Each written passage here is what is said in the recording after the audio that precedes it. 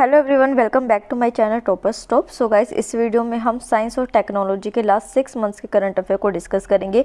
कल इकोनॉमी का 6 मंथ्स का करंट अफेयर हम डिस्कस कर चुके हैं। अपकमिंग 1-2 दिन में इकोनॉमी को ख़त्म कर देंगे करंट अफेयर को, और सोशल सिक्योरिटी को भी यहाँ पे ओवर कर देंगे। तो चलिए अब वीडियो को शुरू करते हैं। तो जो स्टूडेंट्स कंप्लेन कर रहे थे कि मैम हिंदी में भी कंटेंट प्रोवाइड कीजिए, तो गाइज इस वीडियो में मैंने हिंदी में कंटेंट डाला है इसमें। तो देखिए, आप एक सिंपल सी चीज़ देखिए कि ऐसा नहीं है कि हम नहीं चाहते कि आपको ना मिले हिंदी में कंटेंट, पर हमारे पास अभी रिसोर्सेज नहीं है, क्योंकि अभी एनालिटिक्स देखते हैं हम तो मोस्ट स्टूडेंट्स जो हैं वो वीडियो को देखते हैं बट सब्सक्राइब नहीं करते चैनल को। तो चैनल की ग्रोथ नहीं होगी तो सोर्सेज हम नहीं ला पाएंगे हिंदी के, पर फिर भी मैंने डाले हैं जितने मेरे को मिले हैं, और मैं अपकमिंग वीडियोज़ में भी डालूंगी, तो आप उसकी चिंता मत कीजिए। सबसे पहले हम आकाश मिसाइल से शुरू करते हैं। तो बेसिकली कैबिनेट जो थी उसने आकाश मिसाइल के एक्सपोर्ट के ऊपर अप्रूवल दे दिया है, तो ये न्यूज़ में है। अब आकाश के फीचर्स जो हैं वो आपको याद रखने हैं।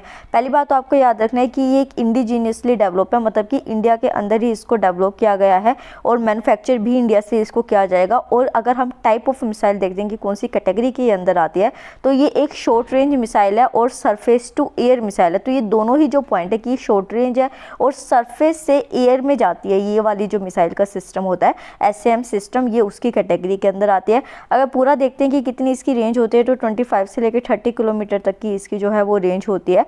और इसकी अगर स्पीड को देखते हैं हम, तो बहुत हाई एल्टीट्यूड्स पे, मतलब कि 18 किलोमीटर्स तक ये जा सकती है और 30 मीटर्स तक भी जा सकती है, और 25 टू 30 किलोमीटर इसका मैक्सिमम एरिया होता है। तो आकाश मिसाइल को मैं हिंदी में एज इट इज़ यहाँ पे दे रही हूँ, इसको एक्सप्लेन नहीं कर रही क्योंकि वीडियो बहुत लंबी हो जाएगी। तो बस जो इसकी स्लाइड आया करेंगी हिंदी की, उस पर आप पोस्ट कर लीजिएगा, समझा मैं आपको दूंगी, बस आप एक रीडिंग लगा दीजिएगा तो आपका ईजी हो जाएगा।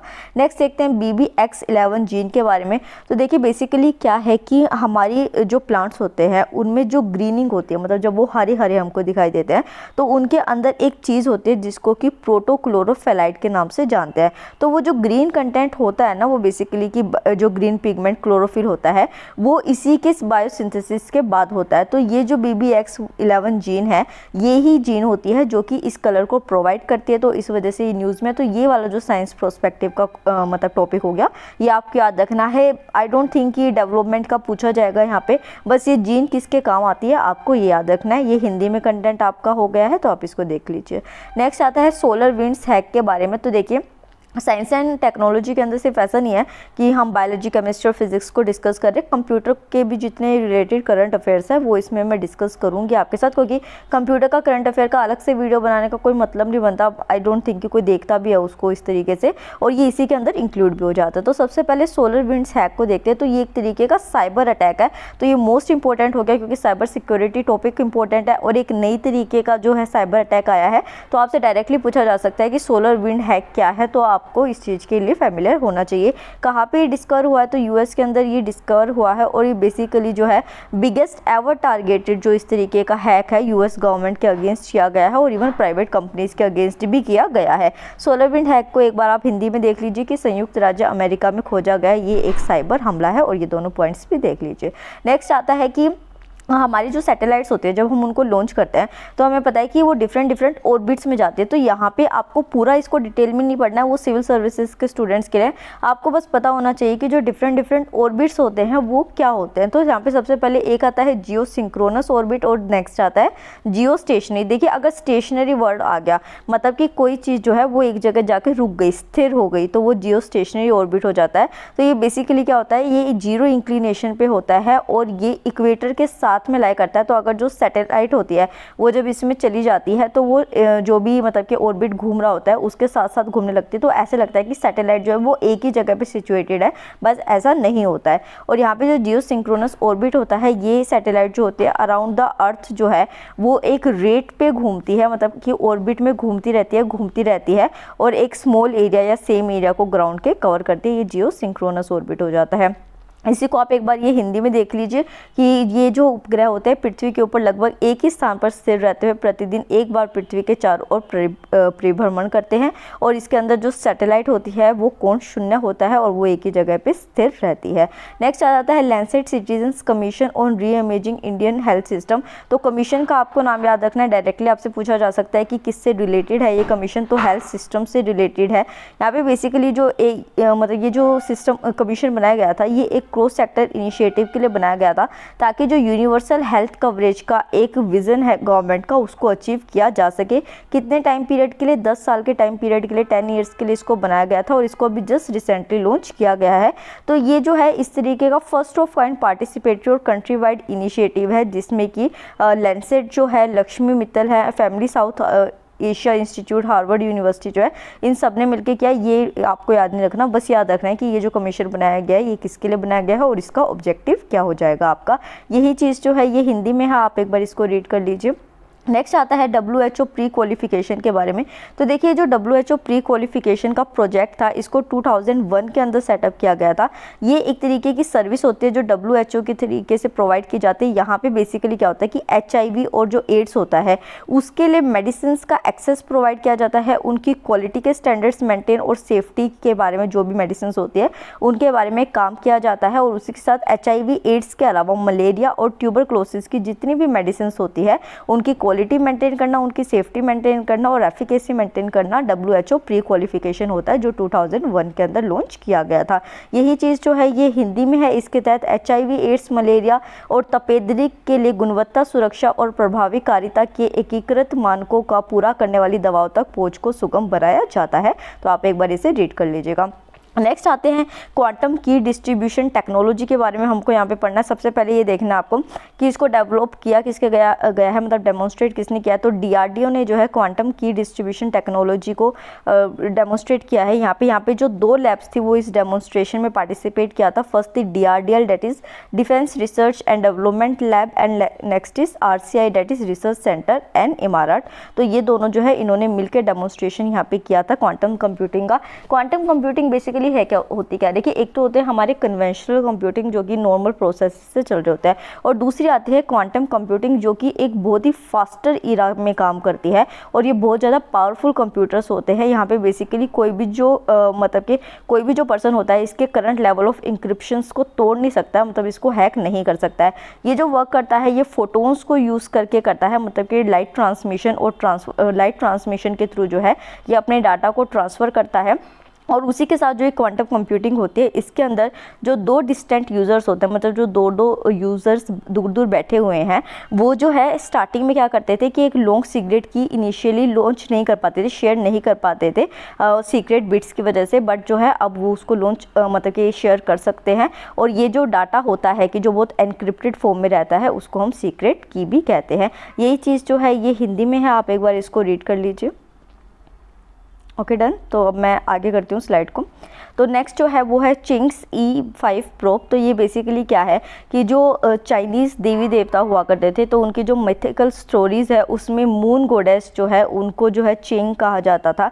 तो यहाँ पे जो है ये एक तरीके का रॉकेट है जिसको प्रोब का नाम दिया गया है। रॉकेट जो है इसके अंदर 4 पार्ट्स है, एक ऑर्बिटर है, एक रिटर्नर है, एक असेंडर है और एक लैंडर है। तो ये 4 पार्ट्स इसके आपको याद रखने हैं। उसी के साथ इसका काम क्या है, यहाँ पे बेसिकली क्या करना है करेगा, ये जो भी होगा रॉकेट होगा ये मून के सरफेस पे जाएगा, वहाँ से मून के सरफेस से जो रॉक्स होंगे उनको कलेक्ट करेगा और जो अर्थ है उसके ऊपर वापस भेजेगा।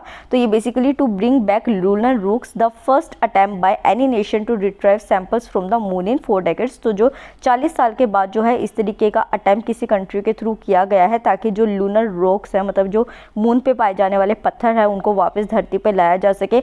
ऐसा नहीं है कि चाइना जो है वो फर्स्ट टाइम ऐसा कुछ कर रहा है। अगर चाइना ऐसा कर लेता है तो मतलब कि अगर वो मून के सैंपल्स को ले आता है धरती पे वापस, तो US और सोवियत यूनियन के बाद 3rd कंट्री बन जाएगी चाइना, जो कि सक्सेसफुल इस काम को कर पाएगी। यही चीज़ जो है वो हिंदी में दे रखी है। इस मिशन का उद्देश्य चंद्रमा की सतह से चट्टानों के नमूने पृथ्वी पर लाना है। ये पिछले 4 दशकों में चंद्रमा से नमूने लाने के लिए किसी भी राष्ट्र द्वारा किया गया पहला प्रयास है। और इसके बाद जो है चीन चंद्रमा के नमूने लूनर सैंपल्स लाने वाला तीसरा देश बन जाएगा आफ्टर संयुक्त राज्य अमेरिका और सोवियत संघ। नेक्स्ट देखते हैं बायोलॉजिकल वेपन्स के बारे में। जो बायोलॉजिकल वेपन्स होते हैं उनको हम जर्म वेपन्स के नाम से भी जानते हैं। ये बेसिकली जो है बहुत सारे डिजीज प्रोड्यूसिंग एजेंट्स होते हैं, मतलब कि बहुत सारे बैक्टीरिया वायरसेस को आपने एक जगह इकट्ठा कर दिया और उससे आप किसी को अटैक कर रहे हो कि वो आपकी बॉडी के अंदर अगर चला गया तो आप फिर जिंदा बच ही नहीं सकते। वो क्या हो जाता है, आपका बायोलॉजिकल या फिर जर्म वेपन हो जाता है। तो इसके अंदर number of disease producing agent जैसे बैक्टीरिया हो गए, वायरसेस हो गए, रिकेट्स है, फंगे हैं, टॉक्सिन्स है, ऐसे बायोलॉजिकल एजेंट्स जो हैं उनका वेपन बनाया जाता है। किसके अगेंस्ट बनाया जाता है? ह्यूमन, एनिमल, प्लांट या किसी के अंदर भी इसको मतलब कि अटैक किया जा सकता है यहाँ पे। तो बायोलॉजिकल वेपन्स जो होते हैं वो केमिकल वेपन्स की तरह ही और रेडियोलॉजिकल वेपन्स और न्यूक्लियर वेपन्स की तरीके से ही होते हैं और इनको वेपन्स ऑफ मास डिस्ट्रक्शन की कैटेगरी में रखा गया है। तो आपको ये वाले जो वेपन्स है जो कि मास डिस्ट्रक्शन की कैटेगरी के अंदर आते हैं तो इनके नाम भी याद रखने हैं। यही चीज़ जो है ये हिंदी में है, जो जर्म वेपन्स भी कहा जाता है। ये कई रोग फैलाने वाले एजेंटों में से कोई भी हो सकता है जिनका उपयोग मनुष्य, जानवर या वनस्पति के खिलाफ हथियारों के उपयोग में किया जाता है। इसको आप रीड कर लीजिएगा। नेक्स्ट आता है dry swab direct RT-PCR method. तो अभी देखिए बहुत सारे स्टूडेंट्स होंगे जिन्होंने अपना RT-PCR कराया होगा, अगर उनको कुछ सिम्टम्स आ रहे होंगे तो उस टाइम में क्या होता है कि आपके जो नोज़ होते हैं उसमें एक स्वैब डाला जाता है और आपका जो भी नेज़ल सिक्रीशन होता है और जो थ्रोट सिक्रीशंस होते हैं उसको कलेक्ट करके और फिर उसको टेस्ट किया जाता है। तो आप ये देखिए कि जो हमारा नेज़ल सिक्रीशन और जो थ्रोट सिक्रीशन होता है उसमें म्यूकस होता है, तो वो क्या होता है, किसी का गीली कंसिस्टेंसी का होता है, वेट कंसिस्टेंसी का होता है। तो अगर कोई भी चीज़ ऐसी वेट कंसिस्टेंसी की होती है और अगर वो लॉन्ग डिस्टेंस पे हमें ट्रांसमिट करनी होती है, ट्रांसफ़र करनी होती है, तो उस टाइम में वो ख़राब होने का डर रहता है। तो इस वजह से जो dry swab direct RT-PCR method है वो एक सिंपल वेरिएशन है RT-PCR मेथड का। इसके अंदर क्या होता है कि जो नेज़ल स्वैब को कलेक्ट किया जाता है और ट्रांसपोर्ट किया जाता है वो एक ड्राई स्टेट में, मतलब एक सूखे तरीके से किया जाता है ताकि उस सैंपल्स जो हैं उनकी इजी हैंडलिंग हो सके और ट्रांसपोर्टेशन हो सके और जो उसके फैलने का, अगर मान लीजिए उसके अंदर कोई बैक्टीरिया भी है तो वो वहाँ पे फैले ना और इन्फेक्शन ना हो और ऊपर से वो ख़राब ना हो। तो इस मेथड के अंदर जो है एक स्टेप ऑफ RNA आइसोलेशन किया जाता है सैंपल से, जो कि किया जाता है और फिर जो है एक सिंपल प्रोसेसिंग से उसको टेस्ट किया जाता है कि क्या उस RNA सैंपल के अंदर वायरस है या नहीं है। यही चीज़ जो है ये हिंदी में है। इस विधि में नासिका स्वाब को शुष्क अवस्था में संग्रहित और परिवहन किया जाता है जिससे नमूनों के रख रखाव में सरलता तथा इसके रिसाव एवं संक्रमण फैलाने वाले का खतरा भी कम होता है। नेक्स्ट देखते हैं global innovation and technology alliance के बारे में, डेट इज गीता। तो पहली बात तो आपको इसकी फुल फॉर्म याद रखनी है। दूसरा क्या ये चीज़ है, ये एक प्राइवेट पार्टनरशिप कंपनी है, पब्लिक प्राइवेट पार्टनरशिप कंपनी है, नॉट फॉर प्रॉफिट इसका जो है वो नेचर है। इसको जॉइंटली डेवलप किया गया है technology development board, department of science and technology, government of India and confederation of Indian industry के थ्रू। तो ये वाले नाम आपको याद रखने हैं और ये बेसिकली वही चीज़ है कि इनोवेशन करने के लिए टेक्नोलॉजी बेसिस अलायंस फॉर्म करने के लिए इसको बनाया गया था। इस चीज़ को आप एक बार हिंदी में भी यहाँ पे देख लीजिएगा। यह एक non profit section 8 public private partnership company है जो कि वैश्विक नवाचार और प्रौद्योगिकी गठबंधन का एक तरीका है। नेक्स्ट आते हैं शुक्रायन के बारे में। तो शुक्रायन क्या है कि ये एक तरीके का रॉकेट है जिसको लॉन्च किया गया है कि जो वीनस पे जाके, जो शुक्र ग्रह है उसके ऊपर जाके उसकी स्टडी करेगा। कितने टाइम पीरियड के लिए? 4 साल से ज़्यादा टाइम पीरियड के लिए इसको यहाँ पे भेजा जाएगा। देखिए जो वीनस होता है, जो शुक्र होता है, उसको हम अर्थ का ट्विन कहते हैं, मतलब कि वो बहुत अर्थ से मिलता जुलता होता है। तो वहाँ पे देखने के लिए कि क्या कोई लाइफ फॉर्मेशन मिल सकती है, कैसा वहाँ का इन्वायरमेंट होता है, ये स्टडी की जा रही है। तो यहाँ पे जो साइंटिफिक ऑब्जेक्टिव होते हैं वो बेसिकली ये है कि जो सरफेस प्रोसेस है वीनस का और जो शैलो सब सरफेस जो उसके अंदर स्ट्रक्चर्स देखने को मिलते हैं, वहाँ पे सोलर विंड किस तरीके की है, ये सारी चीज़ों को पढ़ने के लिए, उसके एटमॉस्फेयर को पढ़ने के लिए जो है वो शुक्रायन को भेजा जा रहा है। ये जो सैटेलाइट होती है ये किसके थ्रू लॉन्च की जाएगी? तो ये GSLV MK2 रॉकेट के थ्रू लॉन्च की जाएगी और फिर ये वीनस पे जाके अपनी रिसर्च को शुरू कर देगी। तो इस मिशन के तहत शुक्र ग्रह का 4 वर्ष तक अध्ययन किया जाएगा और ये जो है वैज्ञानिक उद्देश्य क्या है? शुक्र ग्रह की बनावट, चक्रण, स्थैय विकास तथा सहज ग्रीन हाउस संकल्पनाओं का अध्ययन करना होता है। नेक्स्ट आते हैं मोनोक्लोनल एंटीबॉडीज के बारे में। तो ये आपका बायोलॉजिकल के स्टैटिक पोर्शन से भी हो जाता है। मोनोक्लोनल एंटीबॉडीज़ क्या होती है? ये एक तरीके के प्रोटीन्स होते हैं जो कि जब आपके इम्यून सिस्टम में जाते हैं तो मतलब आपके इम्यून सिस्टम की तरीके से ही काम करने लग जाते हैं और वायरस को अटैक करते हैं। ये हो जाती है आपकी मोनोक्लोनल एंटीबॉडीज़। ये जो होती है, एक डिफरेंस क्या है पॉलीक्लोनल के अंदर और जो मोनोक्लोनल जो है, ये जो पॉलीक्लोनल होती है ये अपने आप बॉडी के अंदर बनती है, बट जो मोनोक्लोनल होती हैं ये मैन मेड प्रोटीन्स होते हैं जिनको बॉडी के अंदर डाला जाता है और फिर जो है इम्यून सिस्टम को बूस्टअप करके वायरस के ऊपर अटैक किया जाता है। तो पॉलीक्लोनल और मोनोक्लोनल जो है इसके बीच में डिफरेंस आपसे कोई नहीं पूछेगा, बट जस्ट मैंने ये इसलिए लगाया कि अगर किसी को पढ़ना है इसके बारे में डिटेल में तो आप इसको रीड कर सकते हैं। नेक्स्ट जो है ये यही चीज़ जो है हिंदी के अंदर है, ये एक प्रकार का प्रोटीन होता है जो वायरस पर हमला करने के लिए जो प्रतिरक्षा प्रणाली में मानव एंटीबॉडी की भांति कार्य करता है और ये मानव निर्मित प्रोटीन होता है।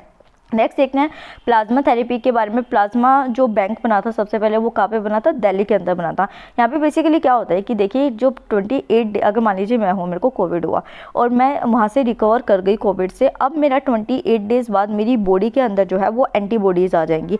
एंटीबॉडीज़ का क्या मतलब है कि अब मेरे अंदर जो है वो एंटीजन दोबारा आएगा, मतलब कोविड जब मेरे अंदर वायरस दोबारा आएगा तो वो तभी की तभी उसके ऊपर अटैक कर देगी और मेरे को कोविड के सिम्टम्स नहीं होंगे, कोई भी मेरे को प्रॉब्लम नहीं होगी और मैं हील हो जाऊँगी। तो अब जो मेरा ब्लड है उसके अंदर एंटीबॉडीज है, और अभी जब तक वैक्सीनेशंस नहीं मिली थी तो उस टाइम पीरियड में क्या चाहिए था कि प्लाज्मा चाहिए था, कि जो लोग सर्वाइव कर चुके हैं, उस चीज़ से सफ़र कर चुके हैं कोविड से, उनका ब्लड ले लिया जाए, उनका प्लाज्मा निकाल लिया जाए और फिर जो सीवियरली इल है इस टाइम में उनको वो ट्रांसफ्यूज़ कर दिया जाए। तो ये प्लाज्मा थेरेपी थी बेसिकली।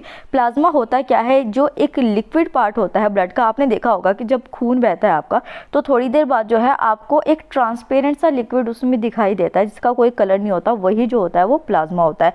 तो कॉन्वलेसेंट प्लाज्मा जो होता है वो ब्लड ऑफ पेशेंट से एक्सट्रैक्ट किया जाता है जो कि इन्फेक्शन से रिकवर कर चुके होते हैं अगेंस्ट एनी इन्फेक्शन, और ये फिर अदर्स को हेल्प करता है उससे रिकवर करने के लिए। अगर कोविड-19 का देखते हैं ट्रीटमेंट ऑप्शन में तो 28 डेज के बाद जो है लास्ट सिम्टम दिखता है उस पर्सन के, तो उसके 28 दिन बाद जो है फिर प्लाज्मा उसका कलेक्ट किया जा सकता है। यही चीज़ जो है हिंदी में प्लाज्मा रक्त का एक तरल भाग होता है। संक्रमण से ठीक होने वाले रोगियों से रक्त निकाले गए कॉन्वलेसेंट प्लाज्मा संक्रमण के विरुद्ध एंटीबॉडीज़ का एक स्रोत होता है। तो बाकी डिटेल्स आप खुद पढ़ लीजिएगा।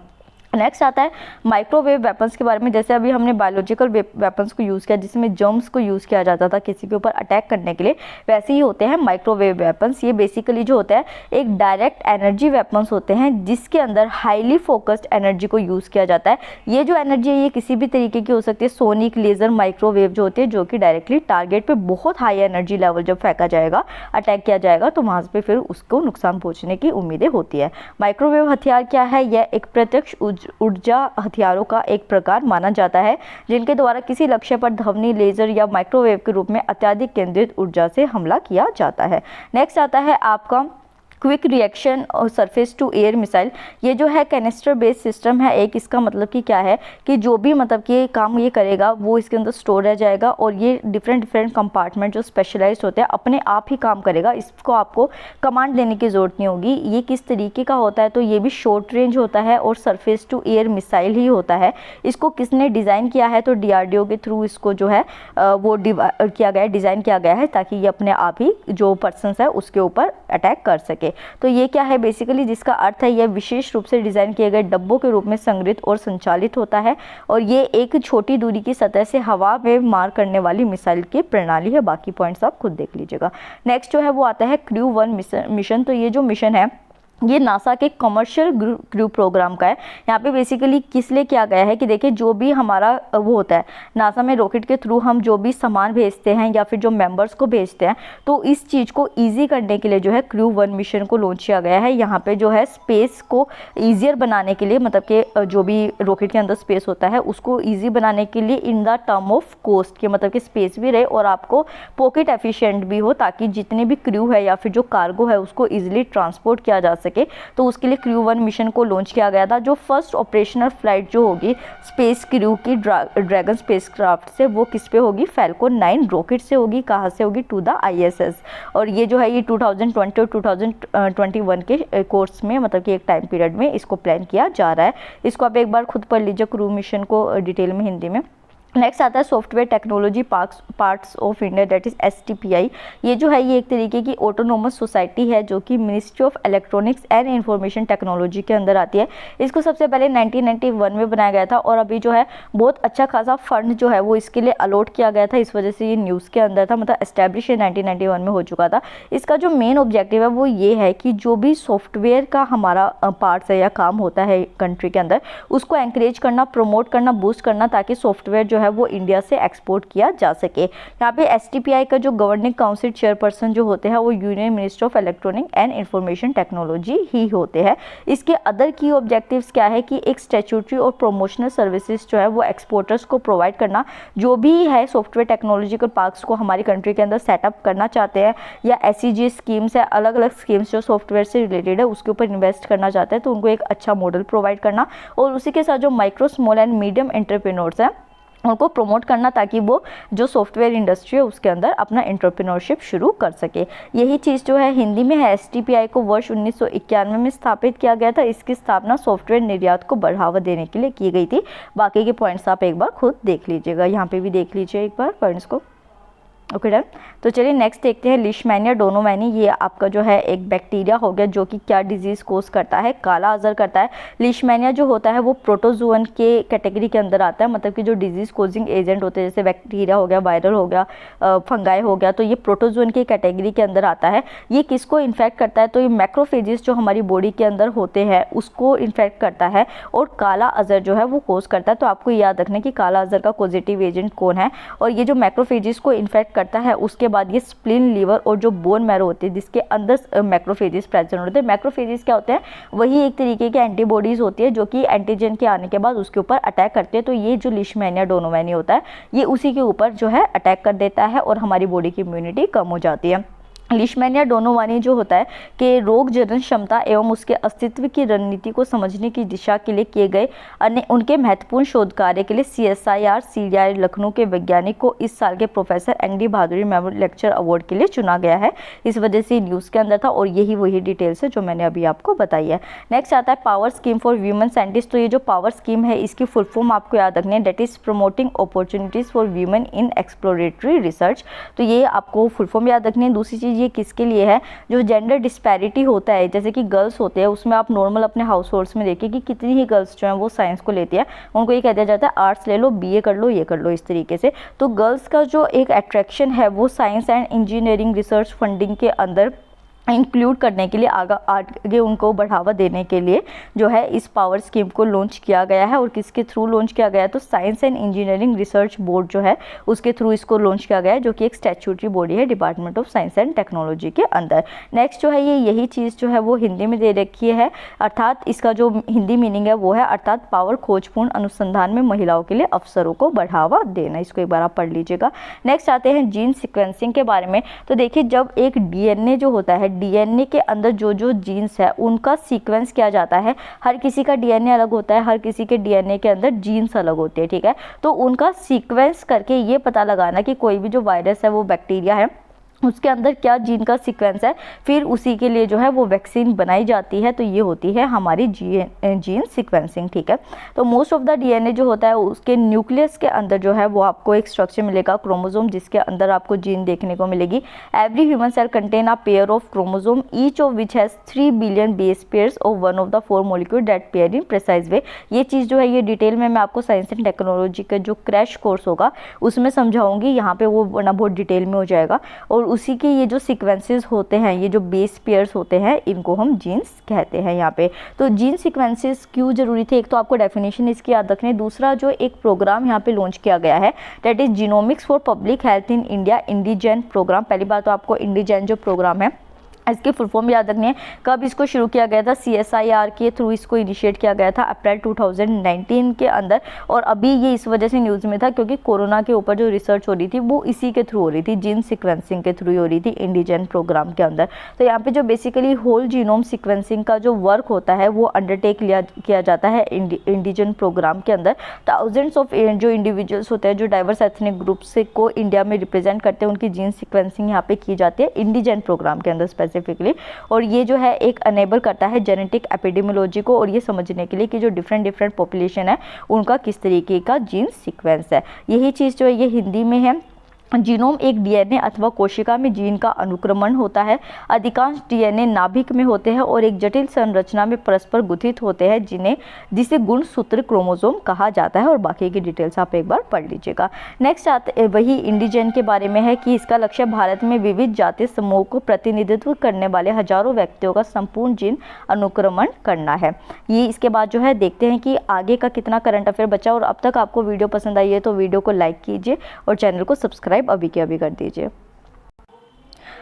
तो नेक्स्ट करंट अफेयर है यहाँ पे एंटी टैंक गाइडेड मिसाइल के बारे में, डेट इज नाग के बारे में। तो डीआरडीओ जो है उसने थर्ड जनरेशन जो है एटीजीएम नाग की वो अभी लॉन्च किया, पोखरान फायरिंग रेंज से इसको शुरू किया। तो आपको एक चीज़ यहाँ पे ये याद रखनी है कि पहली बात तो इसको बनाया किसके थ्रू गया है, इसको इंडिजिनियसली अपनी इंडिया के अंदर ही डीआरडीओ के थ्रू बनाया गया है। और ये किस तरीके से लॉन्च की जाती है, तो ये लैंड और एयर दोनों बेस प्लेटफॉर्म से लॉन्च की जा सकती है। तो ये पॉइंट आपको याद रखना है। इसकी अगर हम रेंज की बात करते हैं तो 4 से 7 किलोमीटर जो है इसकी रेंज होती है, जिसमें कि होम डेवलप इंफ्रारेड सीकर जो है वो एम्प्लॉय किए गए हैं। इसके बाद यही चीज़ जो है वो हिंदी में दे रखी कि हाल ही में डीआरडीओ द्वारा तीसरी पीढ़ी के टैंक रोधी निर्देशित प्रेक्षेपास्त्र नाग का पोखरण परीक्षण अड्डे पर अंतिम परीक्षण किया गया है। और ये मारो और भूल जाओ तथा उच्च हमले की क्षमताओं से लैस है, मतलब कि वही की मतलब आपको कमांड नहीं देनी, ये खुद जो है अपने आप अपना काम कर लेगा। नेक्स्ट है नेशनल सुपर कंप्यूटिंग मिशन जो है, नेशनल सुपर कंप्यूटिंग मिशन भी आपको अच्छे से याद रखना है, क्योंकि आपका ये कंप्यूटर का करंट अफेयर बनता है। और उसी के साथ जो इसके नेम्स है कि कौन कौन से सुपर कंप्यूटर्स है, क्या अचीवमेंट और प्रीलिम के फैक्ट्स है, वो सारे आपको याद रखने हैं। तो जो ये सुपर कंप्यूटिंग मिशन है ये किसके थ्रूली जॉइंटली इंप्लीमेंट किया गया है, तो department of science and technology and department of electronics and information technology जो है, इन दोनों के थ्रू मिलके इसको इंप्लीमेंट किया गया है। इंप्लीमेंट किसके थ्रू किया गया, मतलब कहाँ से किया गया है, ये तो मिनिस्ट्री होगी। Centre for development of advance computing जो पुणे के अंदर है, और इंडियन इंस्टीट्यूट ऑफ साइंस जो बेंगलुरु है, उसमें यहाँ पे इसको इंप्लीमेंट किया गया है, लॉन्च किया गया है। इसकी अगर हम अचीवमेंट्स की बात करते हैं कि कौन कौन से सुपर कंप्यूटर, बाकी के जो पॉइंट्स इसके अंदर है सुपर कंप्यूटिंग मिशन के अंदर, वो आपके ईपीएफओ के लिए नहीं है। आपको जो नाम याद रखने हैं बस वो याद रखने हैं। यहाँ पे जो फर्स्ट सुपर कंप्यूटर बनाया गया था इंडिजीनियसली इंडिया के अंदर जो बनाया गया था वो था परम शिवाय, और कहाँ पे ये इंस्टॉल कर रखा है, बीएचयू के अंदर किया गया है। वहीं पे इसके बाद जो परम शिवाय के बाद 2 और सुपर कंप्यूटर्स बनाए गए थे, दैट इज परम शक्ति एंड परम ब्रह्मा। तो आपको परम शिवाय का नाम जो है वो अच्छी तरीके से याद रखना है, और इन दोनों का भी नाम याद रखना है। प्रीलिम्स के फैक्ट देखते हैं यहाँ पे। तो इंडिया जो है उसने एक इंडिजीनियसली सर्वर को डेवलप किया है जिसको नाम दिया गया है रुद्र का, जो कि भगवान शिव के त्रिशूल का, आई थिंक रुद्र नाम जो नहीं, वो तो पिनाक नाम होता है, मतलब रुद्र जो है वो भगवान शिव को ही कहा जाता है, तो ये उनके नाम पे किया गया है। तो ये जो बेसिकली होता है ये हाई परफॉर्मेंस कंप्यूटिंग के जो भी टारगेट्स होते हैं उनको मीटअप करने के लिए सभी गवर्नमेंट और जो PSUs होते हैं उनके लिए ये बनाया गया है। ठीक है, नेक्स्ट जो है ये चीज़ हिंदी में मेरे को नहीं मिली तो मैं नहीं कर पाई। नेक्स्ट आता है स्केल इंडिया ऐप के बारे में। तो लेदर सेक्टर स्किल काउंसिल जो है उसने रिसेंटली एक जो है scale India Android app launch किया है। तो पहली बात तो आपको ये जो स्केल है इसकी फुल फॉर्म याद रखनी है। दूसरा किसके थ्रू किया गया है, तो skill certification assessment for leather employees जो है ये स्केल की फुल फॉर्म है। ये एक ऐप बनाया गया है, यहाँ पे एक सिंगल प्लेटफॉर्म के अंदर जितनी भी क्वालिटी एश्योरेंस सर्विसेज है लेदर से रिलेटेड वो आपको मिलेगी। लेदर सेक्टर स्किल काउंसिल जो है वो भी सेटअप की गई थी 2012 के अंदर, और इसको अप्रूवल किया गया था नेशनल स्किल डेवलपमेंट कॉर्पोरेशन के साथ। ये भी याद रखना है आपको। स्किल इंडिया ऐप जो है हाल ही में अपने सभी सेवाओं में गुणवत्ता को एकीकृत करने के लिए एकल मंच प्रदान करने के लिए प्रयास में चमड़ा क्षेत्र कौशल परिषद द्वारा चमड़ा कर्मचारियों के लिए कौशल प्रमाणन आकलन इंडिया एंड्रॉयड ऐप के लिए शुभारंभ की घोषणा की गई है। तो ये आप आगे पढ़ लीजिएगा। नेक्स्ट आते हैं होलोग्राफिक इमेजिंग के बारे में। तो बेसिकली क्या है कि देखिए आपने देखा होगा कि जैसे हम मूवीज़ देखते हैं तो उसमें क्या होता है कि इस तरीके का एक स्ट्रक्चर रखा होता है, उनके ऊपर ऐसे पहाड़ वहाड़ बने होते हैं, बिल्डिंग बनी होती है, और जो मतलब कि हमारे आर्मी मैन होते हैं या फिर जो भी प्लानिंग कर रहे होते हैं तो वो वहाँ पे एक स्टिक लगा के बता रहे होते हैं कि ऐसे ऐसे जाना है, ऐसे करना है। तो ये जो इस तरीके का एक 3 डायमेंशनल स्ट्रक्चर होता है इसको क्या कहा जाता है, होलोग्राफिक इमेजिंग कहा जाता है। तो अब जो साइंटिस्ट है उन्होंने कोरोना के टाइम में वायरसेस और एंटीबॉडीज़ को डिटेक्ट करने के लिए होलोग्राफिक इमेजिंग जो है उसको यूज़ किया है। इसको यूज़ कैसे किया जाता है, यहाँ पे लेज़र बीम्स को जो है वो यूज़ किया जाता है होलोग्राम्स को रिकॉर्ड करने के लिए उनके टेस्ट बीट्स के अकॉर्डिंग। मतलब ये जो है कंप्यूटिंग टेक्नोलॉजी वे है, बस आपको ये याद रखना है कि टेस्ट बीट्स के होलोग्राम्स रिकॉर्ड किए जाते हैं। ये जो सरफेस होते हैं बीट्स के, इनको एक्टिवेट किया जाता है बायोकेमिकल बाइंडिंग साइट्स के थ्रू, और वायरस के पार्टिकल्स जो है उनका नेचर देखा जाता है यहाँ पे किसके थ्रू, लेज़र बीम्स के थ्रू। होलोग्राफी होता क्या है, ये बेसिकली एक 3 डायमेंशनल इमेज क्रिएट करती है जिसको हम होलोग्राम कहते हैं। किसके थ्रू की जाती है, लेज़र बीम्स के थ्रू की जाती है, और इसमें प्रॉपर्टीज़ होती है इंटरफेरेंस की और डिफ्रैक्शन की, लाइट इंटेंसिटी रिकॉर्डिंग की, और जो भी रिकॉर्डिंग की जाती है उसके इल्यूमिनेशन की। यही चीज़ जो है ये हिंदी में है, आप एक बार इसको देख लीजिए।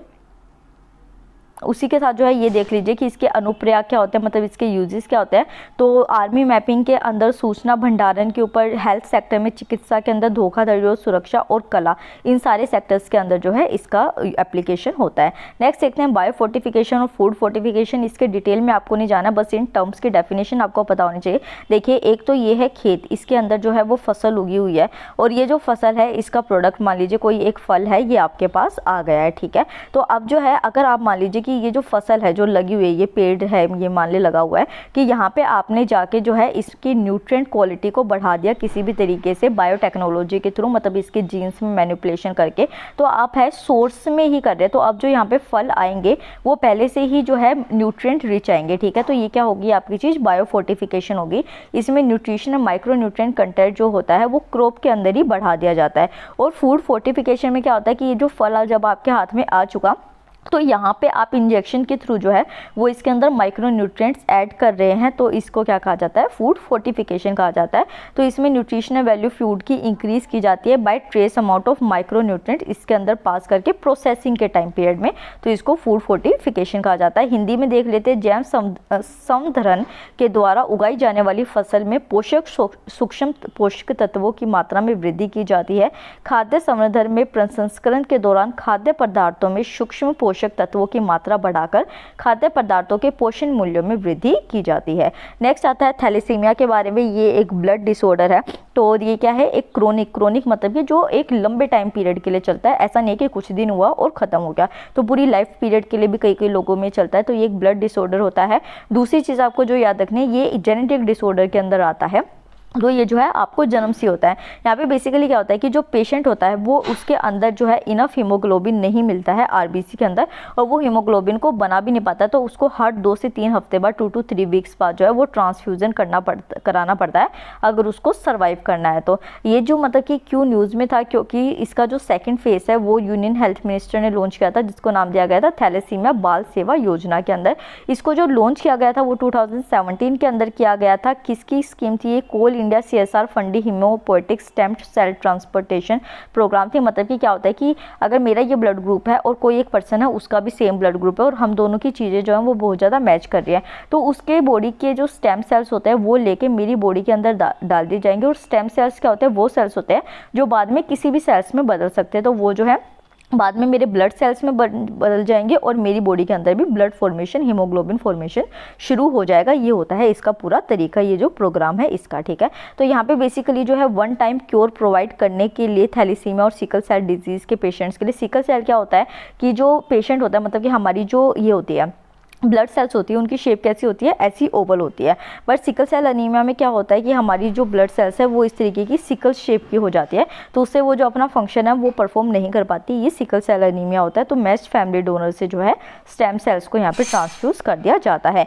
थैलेसीमिया बाल सेवा योजना के बारे में 2017 में इसको शुरू किया गया था। ये एक तरीके का वित्त पोषित हेमोपोएटिक स्टेम सेल ट्रांसप्लेशन का कार्यक्रम है। बाकी ये डिटेल्स आप एक बार पढ़ लीजिए। थैलेसीमिया है क्या, ये एक जीन रक्त विकार क्रोनिक ब्लड डिसऑर्डर है। ये एक अनुवांशिक विकार है जिसमें पाए जाने वाले हीमोग्लोबिन पर्याप्त मात्रा में निर्मित नहीं हो पाते हैं। ये थैलेसीमिया की जो स्लाइड है ये मैं पोस्ट कर दूंगी टेलीग्राम चैनल पे अपने, तो वहाँ पे आप पढ़ लीजिएगा, इसमें पूरी डिटेल थैलेसीमिया की दे रखी है।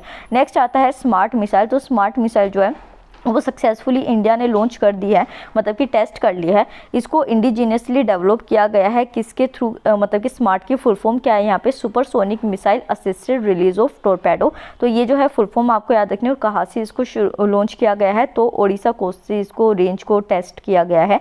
स्मार्ट जो है वो एक तरीके की असिस्टेड रिलीज है कि मतलब कि मिसाइल की रेंज है जो कि बहुत लाइट वेटेड है। एंटी सबमराइन टोरपेडो, मतलब कि जो समुद्र के अंदर रहती है टोरपेडो, ये उस तरीके का है कि क्या रहेगी, समुद्र के अंदर ही रहेगी। और अगर मान लीजिए कि कोई ऐसा अटैक होता है तो समुद्र के अंदर से ये उस चीज़ के ऊपर अटैक कर देगी। ये क्या हो गई, आपकी स्मार्ट मिसाइल हो गई।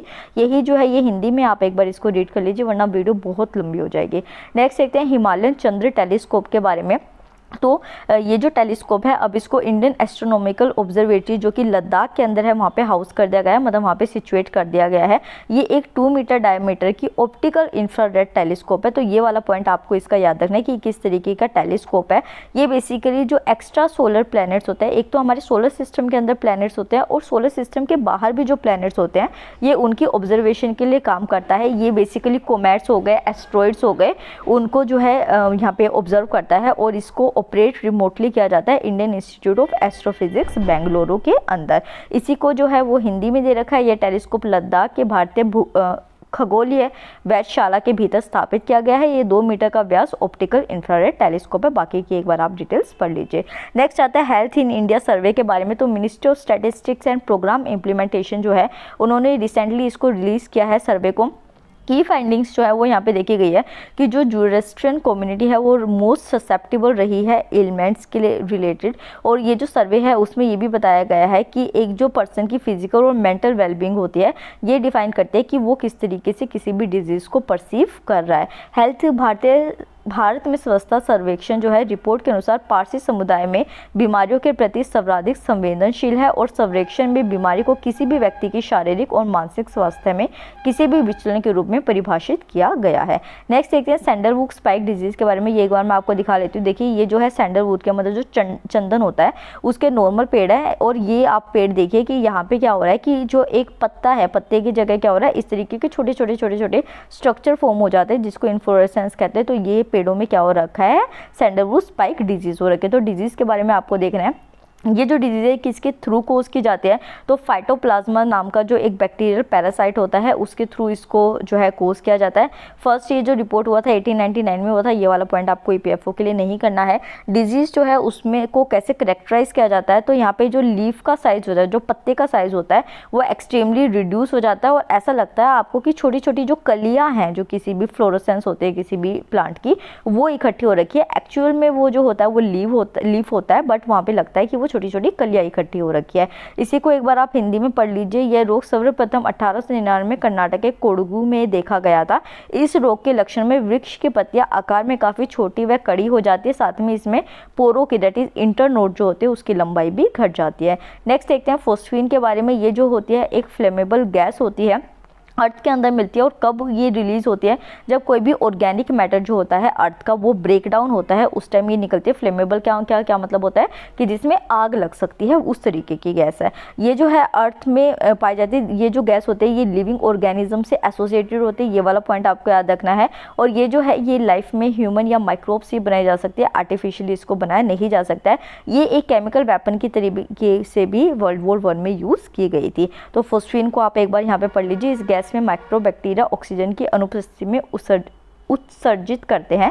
पृथ्वी पर यह गैस जीवित और जीवित जीवों से जुड़ी होती है। नेक्स्ट देखते हैं वर्ल्ड लार्जेस्ट सोलर ट्री के बारे में। एक बार मैं आपको ये दिखा देती हूँ। तो देखिए क्या हो रहा है, आजकल बेसिकली स्पेस की कमी होती है और ज़्यादा से ज़्यादा सोलर पावर को यूज़ करके, रिन्यूएबल एनर्जी को यूज़ करके फॉसिल फ्यूल की डिपेंडेंस को कम करने के लिए इस तरीके का जो सोलर ट्री है उसको बनाया गया है। CSRCMERI जो है उसने डेवलप किया है वर्ल्ड का लार्जेस्ट सोलर ट्री जो है। और कहाँ पे इसको सिचुएटेड किया गया है, दुर्गापुर के अंदर किया गया है। इसकी जो इंस्टॉल कैपेसिटी है सोलर ट्री की वो 11.5 kWp है। तो ये वाले पॉइंट्स आपको इसमें याद रखने हैं। यही चीज़ जो है ये हिंदी में आप एक बार इसको देख लीजिए। नेक्स्ट आते हैं एस्ट्रोसैट के बारे में। तो एस्ट्रोसैट जो है वो एक इंडिया का first multi wavelength space telescope है। इसके अंदर जो है वो 5 टेलीस्कोप्स होते हैं जो कि डिफरेंट वेवलेंथ्स की लाइट को यूज़ करके काम करते हैं। तो यहाँ पे सबसे पहले आ जाती है विजिबल लाइट, फिर आती है near UV, far UV, soft X-ray and hard X-ray. तो ये पांचों जो वेव्स हैं इनके नाम आपको याद रखने हैं। ये एस्ट्रोसैट में यूज होती है। एस्ट्रोसैट है क्या, ये एक 30 सेंटीमीटर वाइड जो है अल्ट्रावायलेट इमेजिंग टेलीस्कोप है जो कि कैपेबल है कि वो फार और नियर दोनों ही अल्ट्रावायलेट के जो बैंड्स होते हैं उसमें व्यू प्रोवाइड कर सकता है। जो भी देखना चाहता है इंसान वो देख सकता है। तो एस्ट्रोसैट भारत की पहली समर्पित बहु तरंगदैर्ध्य अंतरिक्ष वेधशाला है। यह इसमें 5 दूरबीन लगे हुए हैं जिनके माध्यम से एस्ट्रोसैट एक ही समय में ऑप्टिकल, पराबैंगनी, निम्न उच्च ऊर्जा विद्युत चुंबकीय वर्णक्रम के एक्स-रे क्षेत्रों में ब्रह्मांड का अवलोकन करता है। नेक्स्ट आता है फ्लेवोनॉइड्स के बारे में। तो फ्लेवोनॉइड्स क्या होते हैं, ये एक तरीके के फाइटोन्यूट्रिएंट्स होते हैं जो हर वेजिटेबल और फ्रूट्स में आपको देखने को मिलते हैं। जो भी फ्रूट्स और वेजिटेबल्स के डिफरेंट कलर्स देखने को हमको मिलते हैं ना, जैसे कोई ग्रीन है, कोई रेड है, कोई येलो है, ये फ्लेवोनॉइड्स की वजह से होते हैं। तो तो जो वेरिड कलर्स होते हैं फ्रूट एंड वेजिटेबल्स के वो इनकी वजह से होते हैं। और इनके बेनिफिट्स क्या होते हैं कि ये कहा जाता है कि आपसे कि रंग बिरंगी सब्जियां खाइए, क्योंकि उनके अंदर क्या होते हैं अलग अलग एंटीऑक्सीडेंट्स होते हैं, एंटी इन्फ्लेमेटरी प्रॉपर्टीज होती है जो कि इम्यून सिस्टम को बूस्ट अप करते हैं। तो फ्लेवोनॉइड्स आपको अपने एग्जाम के लिए याद रखने हैं। ये वे कैरोटीनॉइड के साथ फलों एवं सब्जियों के विविध रंगों के लिए जिम्मेदार होते हैं। फ्लेवोनॉइड से भरपूर आहार में हमें दिल, जिगर, गुर्दा, मस्तिष्क से संबंधित और अन्य संक्रामक रोगों से बचाता है। नेक्स्ट देखते हैं वैक्सीन नेशनलिज्म के बारे में। ये अभी बात कब आई थी कोरोना के टाइम में कि अगर वैक्सीन बन जाती है तो क्या हम उसको दूसरी कंट्रीज़ के अंदर एक्सपोर्ट कर देंगे या अपनी कंट्री में यूज़ करेंगे। तो तब एक टर्म निकल के आया था वैक्सीन नेशनलिज्म का। वैक्सीन नेशनलिज्म बेसिकली होती क्या है कि यहाँ पे जो कंट्री होती है वो पहले अपने लिए डोजेस को सिक्योर करती है कि वो पहले अपने सिटीजन्स को वैक्सीनेट करेगी और फिर बाद में जो है वो दूसरी कंट्रीज़ के अंदर भेजेगी। तो एक नेशनलिज्म आ रहा है कि पहले हमारे लोगों को लगेगा फिर औरों को लगेगा। तो ये क्या हो जाता है वैक्सीन नेशनलिज्म होता है। और ये जो एक्सपोर्ट की जाती है वैक्सीन, तो वैक्सीन बनने से पहले ही उसका प्री परचेज एग्रीमेंट हो जाता है गवर्नमेंट और वैक्सीन मैन्युफैक्चर के लिए के बीच में कि हमें पहले ये वैक्सीन मिलेगी। तो ये किस प्रकार काम करता है वैक्सीन राष्ट्रवाद में, कोई देश किसी वैक्सीन की खुराक को अन्य देशों को उपलब्ध कराने से पहले अपने देश के नागरिकों या निवासियों के लिए सुरक्षित कर लेता है। नेक्स्ट देखते हैं अफ्रीकन स्वाइन फीवर के बारे में। तो ये एक कंटेजियस मतलब कि बहुत ज़्यादा जो हाईली अमाउंट से फैलता है, हाईली कंटेजियस है और फैटल एनिमल डिजीज है। फैटल का क्या मतलब होता है कि जिसका कोई ट्रीटमेंट नहीं है, अगर ये हो जाती है तो मौत होनी ही होनी है। तो ये फैटल एनिमल डिजीज़ है, किसके अंदर पाया जाता है ये, तो ये डोमेस्टिक और वाइल्ड पिग्स जो होते हैं उनके अंदर देखने को मिलता है। और किस तरीके का इसका सिम्टम होता है, तो इसके अंदर हेमरेजिक फीवर होता है, मतलब कि खून की उल्टियों के साथ जो बुखार होता है वो हेमरेजिक फीवर आपका हो जाता है। फर्स्ट टाइम इसको अफ्रीका के अंदर 1920 में डिटेक्ट किया गया था। इसको अफ्रीकन स्वाइन फीवर कहा जाता है। स्वाइन क्या होता है, पिग्स होते हैं बेसिकली। तो यहाँ पे जो मोर्टेलिटी होती है, मतलब जो मरने की दर होती है वो 100% होती है और इसका कोई भी क्योर नहीं होता है। अच्छी बात ये है कि मतलब यहाँ पे जो है ये इंसानों के अंदर नहीं फैलती है, सिर्फ एनिमल से एनिमल में ही ट्रांसमिशन होता है। तो कोई ह्यूमन बींग्स जो है उनको थ्रेट नहीं है, क्योंकि ये स्प्रेड एनिमल से एनिमल्स के अंदर ही होती है। नेक्स्ट देखते हैं इलेक्ट्रॉनिक वैक्सीन इंटेलिजेंस नेटवर्क, ईवीन को। पहली बात तो आपको इसकी फुल फॉर्म याद रखनी है। दूसरी, ये किसके अंदर इंप्लीमेंट किया गया, तो जो नेशनल हेल्थ मिशन है जो कि ministry of health and family welfare के थ्रू लॉन्च किया गया है, उसके अंदर इसको इंप्लीमेंट किया जाता है। ये रियल टाइम इंफॉर्मेशन जो है वैक्सीन स्टॉक और जो कितना वैक्सीन का स्टॉक है, कितना फ्लो हो रहा है, किस तरीके से इसका स्टोरेज टेम्परेचर मेंटेन होगा और सारी जितनी भी ओल्ड कोल्ड चेन पॉइंट्स होते हैं कंट्री के अंदर अंडर नेशनल हेल्थ मिशन, उन सारी चीज़ों को रेगुलेट करती है। तो इवन यह है इस स्वास्थ्य और परिवार कल्याण मंत्रालय द्वारा राष्ट्रीय स्वास्थ्य मिशन के तहत कार्यान्वित किया जा रहा है। इसका लक्ष्य देश के सभी कोल्ड चेन पॉइंट्स पर वैक्सीन के भंडार तथा बाजार में उपलब्धता और भंडारण तापमान पर वास्तविक समय की जानकारी देना है। नेक्स्ट आता है स्मार्ट इंडिया हैकथॉन 2020 के बारे में। तो ये जो है ये एक नेशन वाइड इनिशिएटिव होता है जहाँ पे कि जो स्टूडेंट्स होते हैं वो आते हैं और उनको डेली लाइफ्स की जो प्रॉब्लम्स होती है उनका एक इनोवेटिव सॉल्यूशन देना होता है। ये होता है हैकथॉन, ठीक है। जो फर्स्ट हैकथॉन हुआ था वो 2017 के अंदर हुआ था और इसको ऑर्गेनाइज किसके थ्रू किया जाता है, तो जो ministry of human resource development है, all India council for technical education और परसिस्टेंस सिस्टम एंड I4C है, इन सब के साथ मिलकर जो स्मार्ट इंडिया हैकथॉन को लॉन्च किया जाता है। इसी को हिंदी में देख लेते हैं। हैकथॉन एक राष्ट्रव्यापी पहल है जो छात्रों को दैनिक जीवन में आने वाली कुछ दबावपूर्ण समस्याओं को हल करने हेतु एक मंच प्रदान करता है और इस प्रकार नवाचार की संस्कृति और समस्याओं से निपटने की मानसिकता विकास करता है। नेक्स्ट आता है मेटा मटेरियल्स। मेटा मटेरियल्स क्या होता है, बेसिकली आप ये देखिए कि एक डिफरेंट तरीके की शेप्स जो है वो अंदर बना रहा है मटेरियल अपने अंदर अपने एटम से। तो यहाँ पे बेसिकली जो माइक्रो स्ट्रक्चर्स होते हैं उनका एक यूनिक इंटरनल स्ट्रक्चर होता है। ये आर्टिफिशियली क्राफ्टेड मटेरियल्स होते हैं, इनको हम मेटा मटेरियल्स कहते हैं। ये डिफरेंट शेप और साइज और इंटर एटॉमिक इंटरेक्शन शो करते हैं और जैसे कि एटम तो सेम रहेंगे पर जिस तरीके की उनकी इंट्रैक्शन होगी उस अकॉर्डिंग जो है एक नया मटेरियल यहाँ पे बन जाएगा, उसको हम मेटा मटेरियल कह देते हैं। तो मेटा मटेरियल क्या है, ये अद्वितीय आंतरिक सूक्ष्म संरचना युक्त कृत्रिम रूप से निर्मित पदार्थ होते हैं। इसके बाद आते हैं इजिनोफिल काउंट। आई थिंक ये लास्ट है यहाँ पे, जस्ट अ मिनट, हाँ ये लास्ट यहाँ पे आ जाता है करंट अफेयर आपका। तो ये जो है एक तरीके का ब्लड टेस्ट है जो कि मेज़र करता है कि कितने मतलब वाइट ब्लड सेल्स जो कि इजिनोफिल, मतलब वाइट ब्लड सेल्स के भी टाइप्स होते हैं ना, अभी हम बायोलॉजी में करेंगे, तो उसमें से इजिनोफिल जो है वो उनका कितना नंबर है, ये टेस्ट करने के लिए इजिनोफिल काउंट जो है वो टेस्ट होता है। इजिनोफिल्स का काउंट क्यों चेक किया जाता है, क्योंकि अगर इजिनोफिल्स का नंबर हमारी बॉडी के अंदर बढ़ जाता है, वो एक्टिव फॉर्म में हो जाते हैं, इसका मतलब ये पता चलता है कि किसी भी पर्सन के अंदर कोई एलर्जिक डिजीज़ या इन्फेक्शन है हैं। अगर ये बढ़ जाते हैं, अगर ये कम रहते हैं या नॉर्मल लेवल पे रहते हैं, मतलब कि कोई डिजीज़ नहीं है। तो इज़िनोफिल काउंट क्या है? ये एक रक्त परीक्षण होता है जिसमें एक विशिष्ट प्रकार की रक्त श्वेत कोशिकाओं इज़िनोफिल की संख्या को मापा जाता है। व्यक्ति में एलर्जी संबंधी बीमारियों, संक्रमण तथा अन्य चिकित्सीय स्थितियों में इज़िनोफिल सक्रिय हो जाते हैं। तो इसी के साथ हम इस वीडियो को ख़त्म करते हैं। वीडियो पसंद आई तो प्लीज़ लाइक कीजिए, चैनल को सब्सक्राइब कीजिए, तभी हम ज़्यादा से ज़्यादा सोर्सेज आपके लिए ला सकेंगे। Thank you so much.